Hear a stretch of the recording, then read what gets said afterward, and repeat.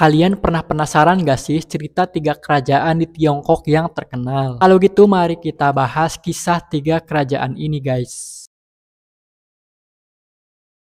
Kisah tiga kerajaan adalah sejarah penuh gejolak di Tiongkok kuno. Periode tiga kerajaan pada 220 hingga 280 Masehi adalah era yang penuh konflik dan penuh intrik yang membentuk identitas Tiongkok. Dari kisah ini lahirlah para tokoh terkenal seperti Lu Bu, Zhuge Liang, Dong Zhuo, dan masih banyak lagi. Bermula dari keruntuhan dinasti Han Timur akibat korupsi dan pemberontakan Serban Kuning 184 Masehi. Pemberontakan ini melemahkan pusat dan memberi kekuasaan kepada panglima perang regional, mengubah mereka menjadi paksi-paksi yang saling bersaing. Kedatangan Dong Zhuo ke Luoyang pada 189 Masehi dan tindakan tirannya semakin memperparah kekacauan yang membuka jalan bagi perebutan kekuasaan yang brutal. Dua dekade berikutnya pada 190 hingga 208 Masehi diwarnai oleh perang sengit di antara panglima perang besar. Cao Cao mendominasi utara, menguasai Kaisar Xian dan memenangkan pertempuran Guandu pada 200 Masehi. Liu Bei keturunan Han membangun kekuatan selatan dengan bantuan jenderal legendaris seperti Guan Yu,